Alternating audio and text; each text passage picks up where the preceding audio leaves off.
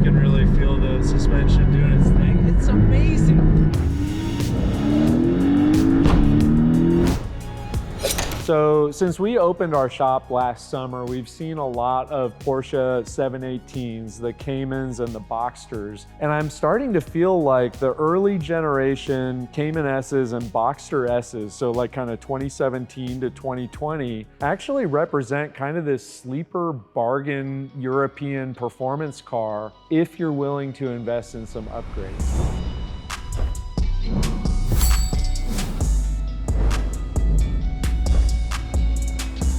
One of my favorite projects that we've done with those came from a customer that we met at the RennSport Dragon Rally. I think it's worth taking a second to kind of paint a picture of this rally. Imagine 200 Porsches of every conceivable variety spending 3 days driving some of the very best mountain roads in the country, including the Tail of the Dragon, which is only about 3 hours from our shop.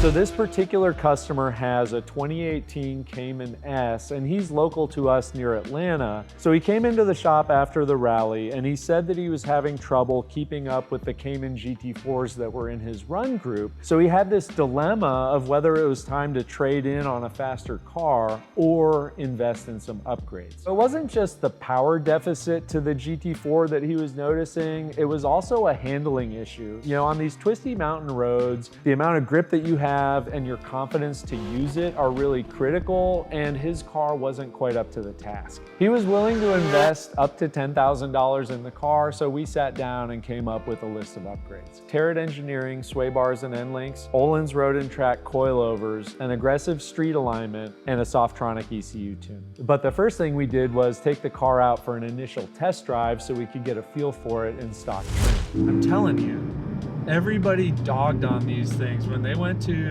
a turbo 4-cylinder, everybody hated it. Whenever a manufacturer comes out with something that wasn't exactly what we wanted, I think we immediately dismiss it and we're like, that's a terrible idea, right? Like, I hate that.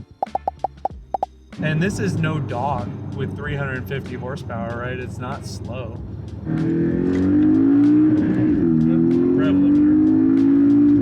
All right, it's not that fast.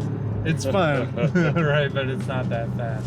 The basic recipe for the car is 3,000 pounds, mid-engine layout, 350 horsepower. It's a very good sports car right out of the box. This car has the PDK transmission. We all know that it's excellent to the point that I think we take it for granted by now. And because it's a Porsche, it's really well built. The steering feel is beautiful. The ergonomics and the visibility are just about perfect. But I think that the criticism that people are going to level, and this is something that BMW and Corvette owners have been fond of saying for a long time, is that for the money, 350 horsepower is not a lot. The base price for this Cayman S was $70,000 when it was new, and we know in the Porsche world with options, it's easy to get it up over $90,000. But a nice used one can be had for mid-40s to mid-50s, and compare that to 120 minimum for a 718 GT4. So even if we spend $10,000 on upgrades, we're still at half the price of the GT4.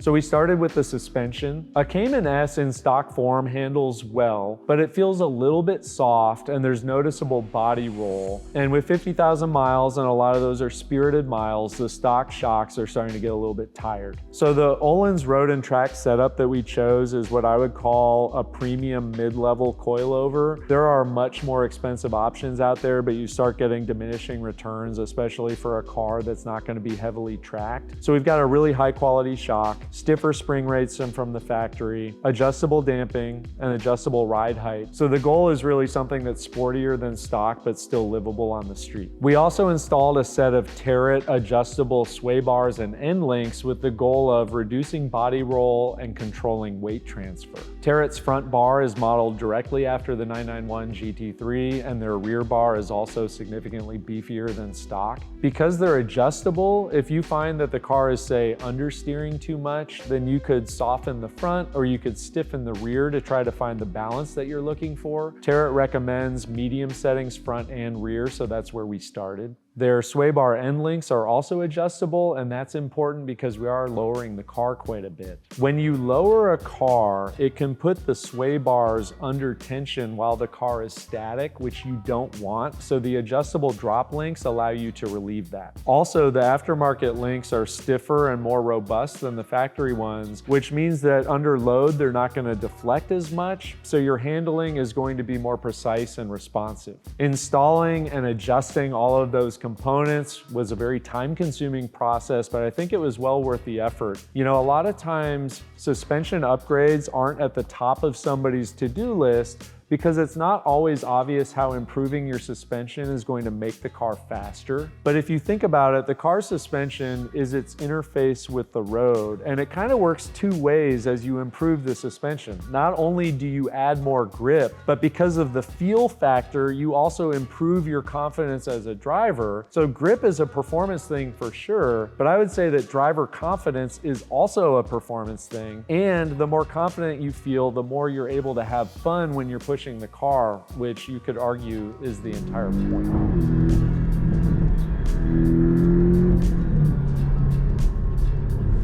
Porsche's decision to put a 2.5-liter turbocharged 4-cylinder engine in these cars had a lot of purists angry back in the day. Turbocharging adds weight, it adds complexity, it adds heat to the equation, and 4-cylinder engines tend not to sound that great, but a lot of import guys, a lot of BMW guys have learned that if a manufacturer provides you with a stout turbocharged engine from the factory, then there's usually plenty of horsepower that you can tap into with a simple tune. So if your goal, like our customer's goal, is to be able to hang with GT4s in terms of performance, that tune provides the opportunity. So as far as tunes go, there are a lot of options out there. We are an APR dealer. We've also installed tunes from Tarett Engineering and others. In this case, we went with Softronic. They're a Connecticut-based company. They've been around for a really long time. I'm impressed by the numbers. Softronic says that for $1,600 installed, their tune takes the Cayman S or the Boxster S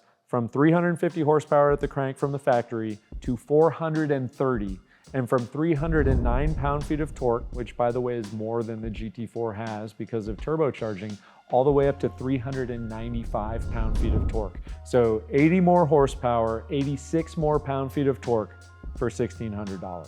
So if we're just looking at stats on paper, a 430 horsepower car with 3,000 pounds is just way more impressive sounding. If you buy a Porsche, if you spend that kind of money on it, you want to feel like you've got a true sports car.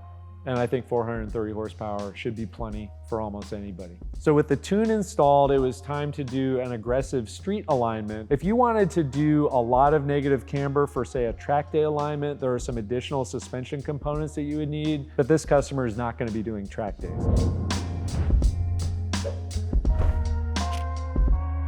With the work completed, it was finally time for a shakedown drive.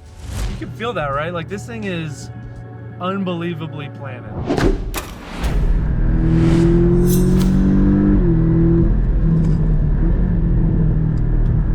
Before, when it was stock, as you got kind of higher in the rev range, it started to let you down.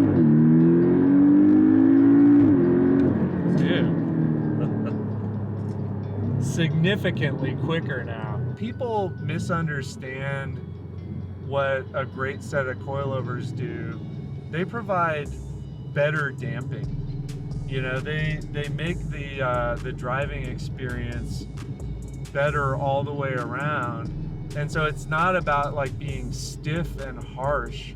I'm not certain which change, the tune or the suspension, makes the biggest difference. I'd say they're about equal. The tune is what you notice at first, especially driving on surface streets. It's just like significantly more power, and it feels like it keeps pulling higher into the rev range, which kind of encourages you to use it more. And so it really feels like a kind of motorsports-oriented turbo engine. It's not laggy at all. Examples like this can be had depending on mileage and condition for somewhere around $50,000. And then with the suspension and the tune, you're in the territory of something with, you know, C7 Corvette level power, but with a way better suspension, mid-engine, 3,000 pounds. Like, this is a serious sports car at this point. This thing can hold its own. I am legitimately in awe of how good this is. With the suspension lowered and stiffened, with a big bump in power, it feels like a completely different car. The power combined with the low weight means it feels really fast in normal street driving, but when you get it onto a twisty back road, it completely comes alive.